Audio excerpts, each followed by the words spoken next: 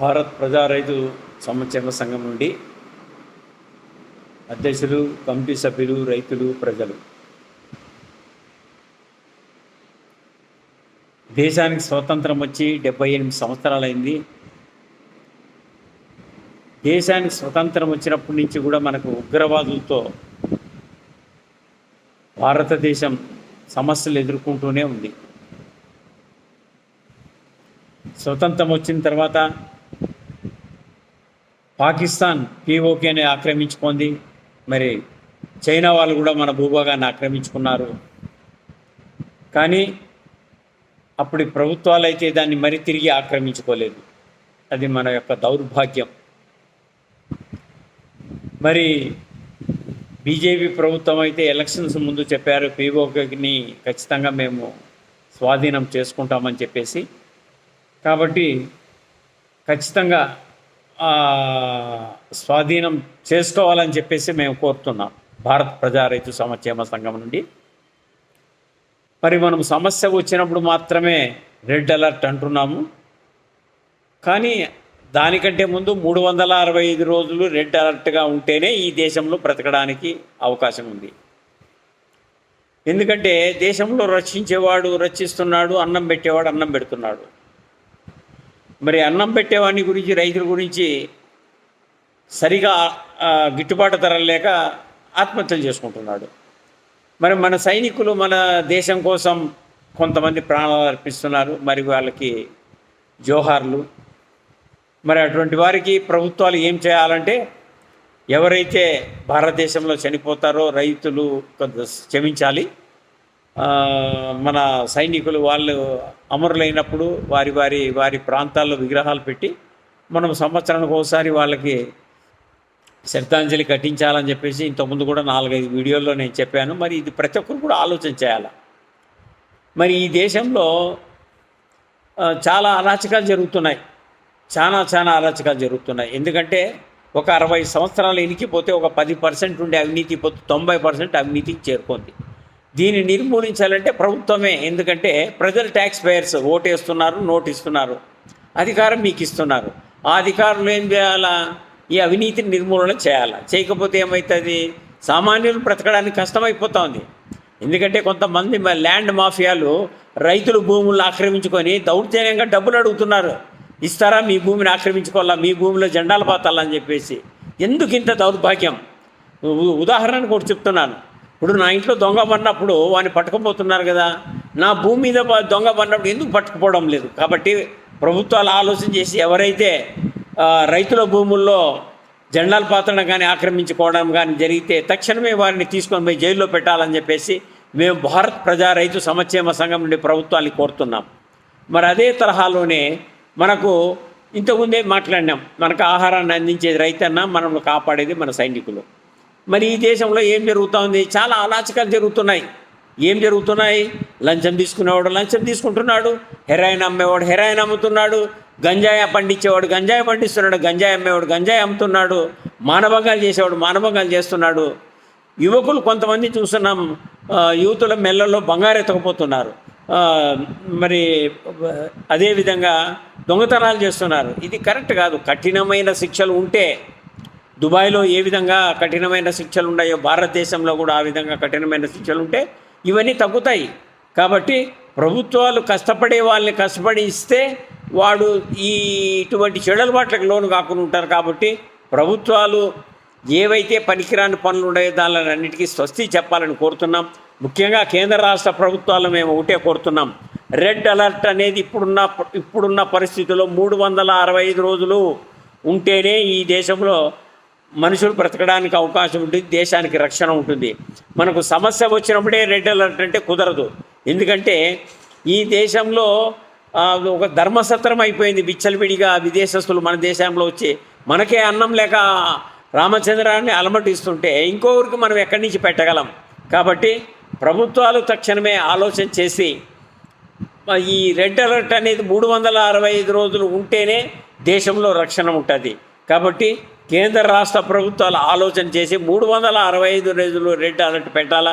మరి కింది దశలోనే ఎవడు తప్పు చేస్తే వానికి శిక్షిస్తే ఈ పెద్ద పెద్ద తప్పులు జరగడానికి అవకాశం ఉండదు. ఈ పోయిన 2-3 వీడియోలో కూడా చెప్పాను. రక్షక దళం వారికి మరొకసారి నమస్కరించి చెప్తున్నాను.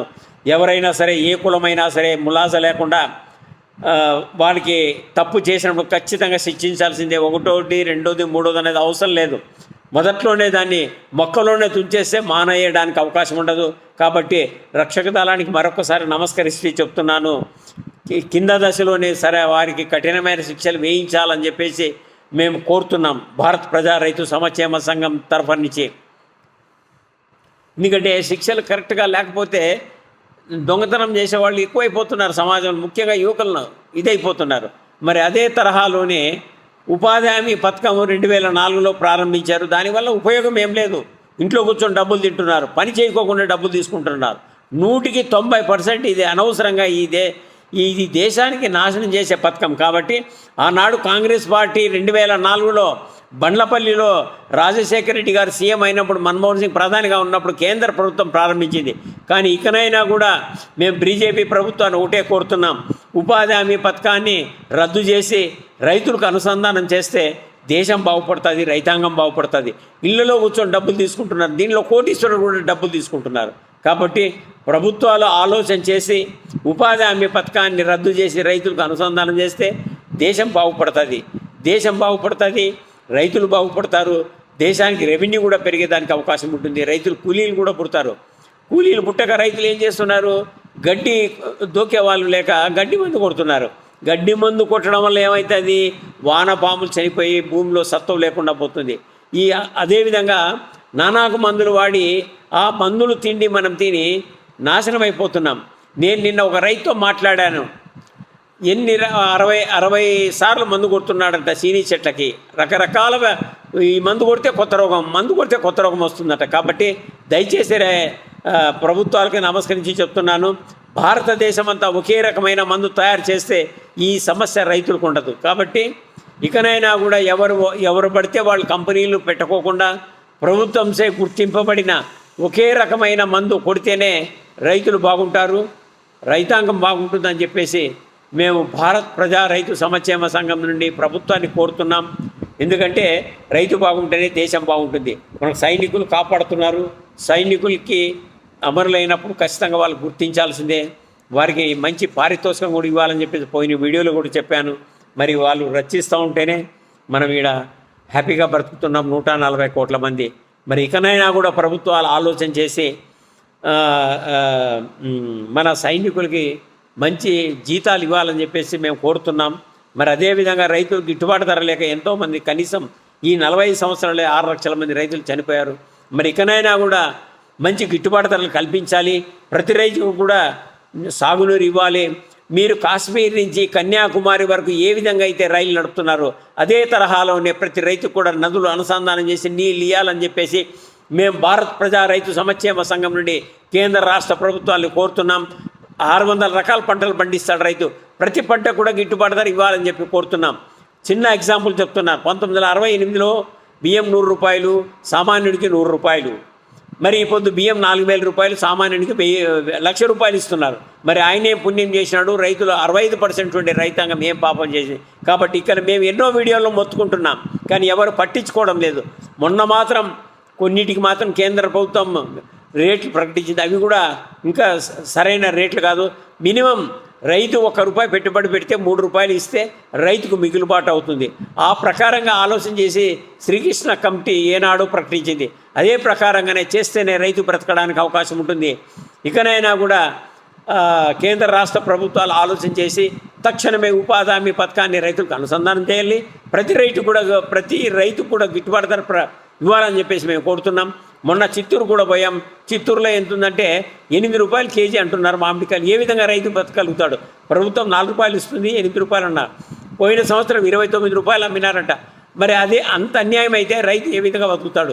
29 ఉండేది ₹32 కావచ్చు, కానీ ₹8 అయితే రైతు ఏ విధంగా బతుకుతాడు? కాబట్టి రాష్ట్ర ప్రభుత్వం వెంటనే చర్య తీసుకొని కనీసం ₹25 కేజీ పోయేది అట్లా చేయాలని చెప్పేసి మేము రాష్ట్ర ప్రభుత్వాన్ని భారత్ ప్రజా రైతు సంక్షేమ సంఘం నుంచి కోరుతున్నాం.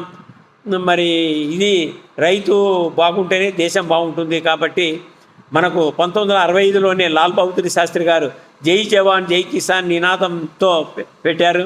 మరి వాజ్పేయి గారి 1999లో ప్రజలకు ఏది ఉచితంగా ఇవ్వకూడదు, 2 మాత్రం ఉచితంగా ఇవ్వాలంటే ఆ 2 కూడా సరిగ్గా ఇవ్వడం లేదు. ప్రతి మనిషికి వైద్యం, ప్రతి మనిషికి విద్య ఫ్రీగా ఇస్తే చాలని చెప్పారు. కానీ ఆ నానుడి ఎవరు పాటించడం లేదు.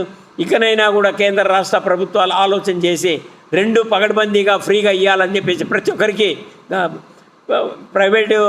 ప్రైవేట్ లేకుండా అన్నీ గవర్నమెంటే తక్షణమే ఈ కార్యక్రమాన్ని యుద్ధ ప్రాతిక మీద కనీసం రాబో సంవత్సరానికన్నా చేయాలని చెప్పేసి మరొక్కసారి మేము భారత్ ప్రజా రైతు సంక్షేమ సంఘం నుంచి రైతులు ప్రజలు కోరుతున్నాం. ఇట్లు మీ కసిరెడ్డి శ్రీనివాస్ రెడ్డి.